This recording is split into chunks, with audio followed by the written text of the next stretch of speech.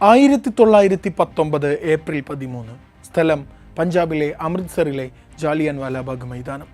Rowlatt ആക്ടിനെതിരെ സമാധാനമായി പ്രതിഷേധിക്കാൻ ഒരുമിച്ച് കൂടിയതായിരുന്നു അന്ന് അവിടെ ജനങ്ങൾ. പ്രതിഷേധിക്കാൻ ഒത്തുകൂടിയ പൊതുജനങ്ങളെ അന്ന് ടെമ്പററി ബ്രിഗേഡിയർ ജനറലായിരുന്ന REH ഡയറിൻ്റെ നേതൃത്വത്തിൽ ബ്രിട്ടീഷ് ഇന്ത്യൻ ആർമി വളഞ്ഞു. മൈതാനത്തേക്ക് ആകെയുണ്ടായിരുന്ന ഒരേയൊരു കവാടത്തിൽ പട്ടാളം നിലയുറപ്പിച്ചു.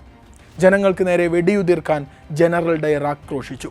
പുറത്തു കടക്കാൻ വഴിയില്ലാതെ പരക്കം പായുന്ന ജനങ്ങളെ അന്ന് ബ്രിട്ടീഷ് സൈന്യം വെടിവെച്ചിട്ടു. ആയിരക്കണക്കിന് സാധാരണക്കാരെ കൊന്നുകളഞ്ഞു. ഇന്ത്യൻ സ്വാതന്ത്ര്യ സമര ചരിത്രത്തിലെ ബ്രിട്ടീഷ് ക്രൂരതകളിൽ രാജ്യമെന്നും ഓർത്തുവെക്കുന്ന ഐതിഹാസിക നാമമാണ് ജാലിയൻ വാലാബാഗ് കൂട്ടക്കൊല. ഈ ഏപ്രിൽ 13 106 വർഷങ്ങളായി ജാലിയൻ വാലാബാഗ് കൂട്ടക്കൊല നടന്നിട്ട്. 2019 ജാലിയൻ വാലാബാഗ് കൂട്ടക്കൊലയുടെ 100ാം വാർഷികത്തിലാണ് അവസാനമായെങ്കിലും ബ്രിട്ടൻ ഒരു ഖേദമെങ്കിലും പ്രകടിപ്പിക്കാൻ തയ്യാറായത്. പക്ഷേ ജാലിയൻ വാലാബാഗ് കൂട്ടക്കൊലയ്ക്ക് ശേഷം ബ്രിട്ടീഷ് സാമ്രാജ്യത്തെ കിടുകിട വിറപ്പിച്ച ഒരു ഇന്ത്യക്കാരനുണ്ടായിരുന്നു. ഗാന്ധിക്കും നെഹ്റുവിനും സർദാർ വല്ലഭായ് പട്ടേലിനും നേതാജി സുഭാഷ് ചന്ദ്രബോസിനും എല്ലാം മുമ്പ് ഇന്ത്യൻ നാഷണൽ കോൺഗ്രസിൻ്റെ പ്രസിഡന്റ് സ്ഥാനത്തിരുന്ന ആ സ്ഥാനം കൈകാര്യം ചെയ്ത ഏക മലയാളി. ഇത്രയും കാലം അധികമാരും ആഘോഷിക്കാതെ പോയ, ഇപ്പോൾ എല്ലാവരും കേട്ടുകൊണ്ടിരിക്കുന്ന ആ ധീര സ്വാതന്ത്ര്യ സമര സേനാനി ചേറ്റൂർ ശങ്കരൻ നായർ എന്ന ഈ മലയാളിയുടെ കഥയാണ് ഇന്നത്തെ ഫാക്ട് ആൻഡ് ഫോക്കസിൽ. Kesari chapter 2 the untold story of Jallian Wala Bagh എന്ന പുതിയൊരു ഹിന്ദി സിനിമ ഇറങ്ങി. ഏപ്രിൽ 18 സംഭവം, അതായത് കഴിഞ്ഞ വെള്ളിയാഴ്ച. അക്ഷയ് കുമാറാണ് നായകൻ. ജാലിയൻ വാലാബാഗ് കൂട്ടക്കൊലയും തുടർന്ന് ചേറ്റൂർ ശങ്കരൻ നായരുമാണ് സിനിമയുടെ ഇതിവൃത്തം. അതാണിപ്പോൾ ശങ്കരൻ നായരെ ഓർത്തെടുക്കാനുള്ള കാരണവും. നോക്കാം. ജാലിയൻ വാലാബാഗ് കൂട്ടക്കൊല രാജ്യത്തെ നടുക്കിക്കളഞ്ഞു. അന്ന് ഇന്ത്യയിലെ പ്രധാന ബാരിസ്റ്റർമാരിൽ ഒരാളാണ് ശങ്കരൻ നായർ. കൂട്ടക്കൊല അന്വേഷിക്കാൻ ബ്രിട്ടീഷ് ഭരണകൂടം ചുമതലപ്പെടുത്തിയ വൈസ്രോയി കൗൺസിലിലെ മെമ്പറായിരുന്നു നായർ. തങ്ങൾക്ക് അനുകൂലമായി വൈസ്രോയി കൗൺസിൽ റിപ്പോർട്ട് തരുമെന്ന പ്രതീക്ഷയിൽ നിൽക്കുന്ന ബ്രിട്ടീഷുകാരുടെ മുന്നിലേക്ക് ജനറൽ റെജിനാൾഡ് ഡയറിൻ്റെ ഭീകരമുഖം വലിച്ചു കീറിയിട്ടുകൊടുത്തു ചേറ്റൂർ ശങ്കരൻ നായർ. അമൃത്സറിലെ പാവം പൊതുജനങ്ങളെ അന്ന് അറുത്തിടാൻ കൽപ്പന പുറപ്പെടുവിച്ച ഡയറിൻ്റെ ക്രൂരത നായർ അന്ന് വെളിപ്പെടുത്തി. ഡയറിനും ബ്രിട്ടീഷ് രാജാവിനുമെതിരെ പോലും വംശഹത്യക്ക് കേസെടുക്കണമെന്ന് അദ്ദേഹം വാദിച്ചു. കൂട്ടക്കൊലയിൽ പ്രതിഷേധിച്ച് വൈസ്രോയി കൗൺസിലിൽ നിന്ന് ചേറ്റൂർ രാജിവെച്ചു. ശങ്കരൻ നായരുടെ രാജി ബ്രിട്ടീഷ് സർക്കാരിനെ പിടിച്ചു കുലുക്കി. അതുകൊണ്ടൊന്നും പക്ഷേ ശങ്കരൻ നായരുടെ അരിശമടങ്ങിയില്ല. ജനറൽ മൈക്കൽ ഡയറിനെതിരെ ശങ്കരൻ നായർ ഇംഗ്ലണ്ടിൽ പോയി കേസ് വാദിച്ചു. ഗാന്ധി ആൻഡ് അനാർക്കി എന്ന പേരിൽ ശങ്കരൻ നായർ വർഷങ്ങൾക്കു ശേഷം ഒരു പുസ്തകം എഴുതിയിരുന്നു. ഇതിൽ ജാലിയൻ വാലാബാഗ് നടന്ന സമയത്ത് പഞ്ചാബിലെ ലഫ്റ്റനന്റ് ഗവർണറായിരുന്ന മൈക്കിൾ ഓഡ്വെയറാണ് ആയിരക്കണക്കിന് ഇന്ത്യക്കാരുടെ മരണത്തിന് ഉത്തരവാദി എന്ന് അദ്ദേഹം വാദിച്ചിരുന്നു. ഇതിനെതിരെ മൈക്കിൾ ഓഡ്വെയർ ഇംഗ്ലണ്ടിൽ ശങ്കരൻ നായർക്കെതിരെ ഡിഫമേഷന് കേസ് കൊടുത്തു. നായർ വിട്ടുകൊടുക്കാൻ തയ്യാറായിരുന്നില്ല. 1924 ബ്രിട്ടീഷ് സാമ്രാജ്യത്തെ അവരുടെ കോടതി മുറിയിൽ പോയി അവരുടെ വക്കീലന്മാർക്കും ജഡ്ജിമാർക്കും മുമ്പിൽ അവരുടെ നീതിന്യായ വ്യവസ്ഥയ്ക്ക് മുന്നിൽ നേരിടുകയായിരുന്നു ശങ്കരൻ നായർ ചെയ്തത്. അതൊരു 1.5 കേസായിരുന്നു. 5.5 ആഴ്ച നീണ്ടുനിന്ന വാദം. അതിന് ബക്കനീർ മഹാരാജയുൾപ്പെടെ വിശിഷ്ട വ്യക്തികൾ വരെ സാക്ഷ്യം വഹിച്ചിരുന്നു. ജസ്റ്റിസ് ഹെൻറി മെക്കാഡിയുടെ അധ്യക്ഷതയിലുള്ള 12 അംഗ ബെഞ്ചിൽ ഒരാളൊഴികെ ബാക്കി എല്ലാ ജഡ്ജിമാരും ജനറൽ ഒഡ്വെയറിന് അനുകൂലമായി വിധി പ്രസ്താവിച്ചു. ശങ്കരൻ നായർക്കെതിരെ വിധി വന്നു. മൈക്കിൾ ഒഡ്വെയറെ അപകീർത്തിപ്പെടുത്തിയതിന് ശങ്കരൻ നായർ $500 വിചാരണ ചിലവും പിഴ നൽകണമെന്ന് കോടതി വിധിച്ചു. എന്നാൽ ഒഡ്വെയർ പറഞ്ഞത് തന്നോട് മാപ്പ് പറഞ്ഞാൽ ആ പിഴ അടയ്ക്കേണ്ടതില്ല എന്നാണ്. ഇംഗ്ലീഷ് കോടതിയിൽ തനിക്ക് നീതി കിട്ടുമെന്ന് വിശ്വസിക്കാൻ മാത്രം മണ്ടനായിരുന്നില്ലല്ലോ ശങ്കരൻ നായർ. ഇംഗ്ലണ്ടിൽ വെച്ച് തന്നെ കേസ് വാദിച്ചതിൻ്റെ ഉദ്ദേശവും മറ്റൊന്നാവില്ല എന്ന് അദ്ദേഹത്തിന് കൃത്യമായ ബോധമുണ്ടായിരുന്നു. അതുകൊണ്ട് തന്നെ മാപ്പ് പറയാൻ തയ്യാറല്ലെന്ന് പറഞ്ഞ നായർ പിഴ അടച്ച് ഇന്ത്യയിലേക്ക് തിരികെ പോന്നു. സാങ്കേതികമായി ഇതൊരു ഡിഫമേഷൻ കേസായിരുന്നു. പക്ഷേ ബ്രിട്ടീഷ് കൊളോണിയലിസത്തിൻ്റെ ക്രൂരതകളെ ലോകത്തിന് മുന്നിൽ എണ്ണിക്കാണിച്ചു കൊടുത്ത കേസാക്കി നായർ ഇതിനെ മാറ്റി. ജാലിയൻ വാലാബാഗ് കൂട്ടക്കൊലയെ മുൻനിർത്തി ബ്രിട്ടീഷ് വാഴ്ചയെ അന്താരാഷ്ട്ര സമൂഹത്തിന് മുന്നിൽ തുറന്നു കാണിക്കാൻ ഈ കേസിലൂടെ ശങ്കരൻ നായർക്ക് സാധിച്ചിരുന്നു. ഇന്ത്യയിലും ഈ കേസ് വലിയ പ്രത്യാഘാതങ്ങൾ ഉണ്ടാക്കി. ദേശീയ പ്രസ്ഥാനം അന്ന് കൊടുമ്പിരി കൊണ്ടിരിക്കുന്ന സമയമാണ്.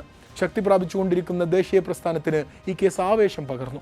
ബ്രിട്ടീഷ് ഗവൺമെൻറ് തങ്ങളുടെ ജനതയെ അവർ എത്ര അക്രമികളാണെങ്കിലും സംരക്ഷിക്കുവാൻ ശ്രമിക്കുകയാണ് എന്ന് ഇന്ത്യക്കാർ ഈ വിധിന്യായത്തിലൂടെ മനസ്സിലാക്കി. സ്വാതന്ത്ര്യത്തിനായി പോരാടാൻ ദേശീയവാദികളെ കൂടുതൽ ശക്തിപ്പെടുത്താൻ ഈ വിധി സുപ്രധാന കാരണമായി മാറി. കേസിൽ തോറ്റു, പക്ഷേ നായർ ഇവിടെ നായകനായി മാറി. അതായിരുന്നു ചേറ്റൂർ ശങ്കരൻ നായർ.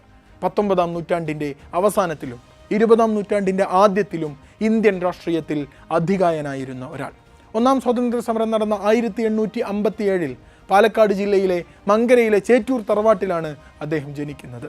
അച്ഛൻ രാമുണ്ണി പണിക്കർ ബ്രിട്ടീഷ് സർക്കാരിൽ ഒരു തഹസിൽദാറായി ജോലി ചെയ്യുകയായിരുന്നു. കോഴിക്കോടും മദ്രാസും പഠനം കഴിഞ്ഞു. 1879 നിയമബിരുദം നേടി അഭിഭാഷകനായി. മദ്രാസ് ഹൈക്കോടതിയിൽ ചീഫ് ജസ്റ്റിസ് ആയിരുന്ന സർ ഹൊറേഷിയോ ഷെപ്പേർഡിൻ്റെ കീഴിൽ ജൂനിയർ അഭിഭാഷകനായി അദ്ദേഹം ശോഭിച്ചു. അങ്ങനെയാണ് അദ്ദേഹം തൻ്റെ അഭിഭാഷക വൃത്തി ആരംഭിക്കുന്നത്. ആരെയും കൂസാക്കാതെ, തെല്ലും ഭയപ്പാടില്ലാതെ നിലപാടുകൾ ഉറക്കെ പറയുന്നതായിരുന്നു ശങ്കരൻ നായരുടെ പ്രകൃതം. കൂടെയുള്ളവരോട് പോലും പലപ്പോഴും കാഴ്ചപ്പാടുകളും അഭിപ്രായങ്ങളും എതിരായതിൻ്റെ പേരിൽ തർക്കങ്ങളിൽ ഏർപ്പെട്ടിരുന്നു അദ്ദേഹം.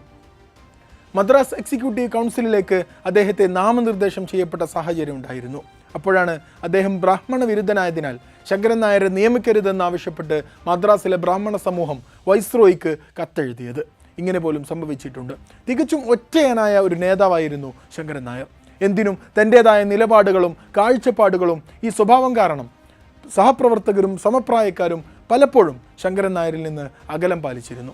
എന്നിട്ടും അഭിഭാഷകനായും സാമൂഹ്യ പരിഷ്കർത്താവായും ഒരു ഭാഗത്ത് ശോഭിക്കുമ്പോൾ തന്നെ തൻ്റെ രാഷ്ട്രീയ പ്രവർത്തനത്തിൽ ശങ്കരൻ നായർ ഒരു വിട്ടുവീഴ്ചക്കും തയ്യാറായിരുന്നില്ല.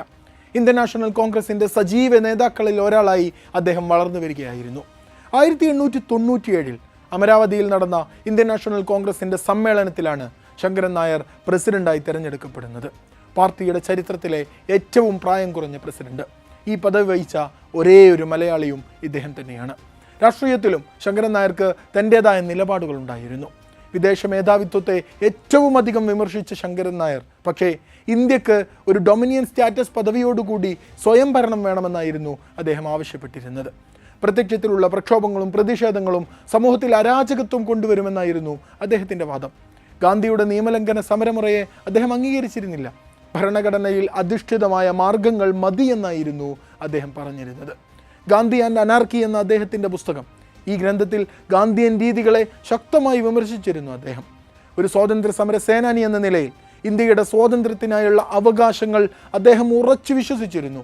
അതേസമയം തന്നെ മഹാത്മജിയുടെ നിസ്സഹകരണ സമരത്തെ, ഖിലാഫത്ത് സമരത്തെ സ്വാതന്ത്ര്യ സമരവുമായി ബന്ധപ്പെടുത്തിയതിനെ എല്ലാം ശങ്കരൻ നായർ രൂക്ഷമായി വിമർശിക്കുകയും ചെയ്തിരുന്നു. 1934 സ്വാതന്ത്ര്യം അറിയും മുമ്പേ തൻ്റെ 77-ാം വയസ്സിൽ ശങ്കരൻ നായർ മരണപ്പെടുകയുണ്ടായി.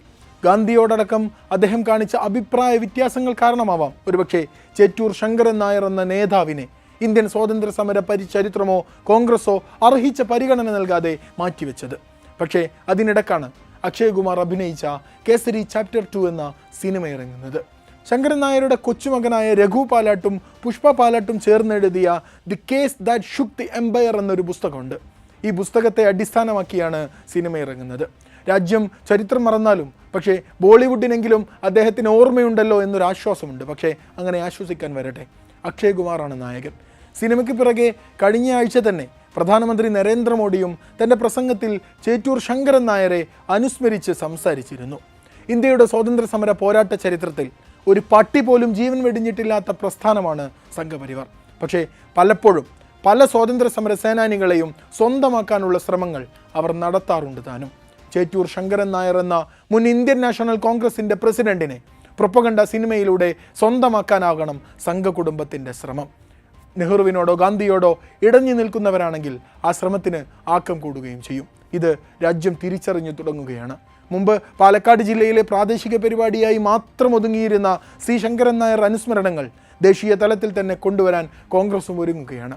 ചേറ്റൂർ ശങ്കരൻ നായർ എന്ന മലയാളിയായ ധീരദേശാഭിമാനിയെ ഓർക്കാനും അനുസ്മരിക്കാനും അദ്ദേഹത്തിൻ്റെ സംഭാവനകൾ പഠിക്കാനും ഇതൊരു നിമിത്തമാവുമെന്ന് മാത്രമാണ് ആശ്വാസം.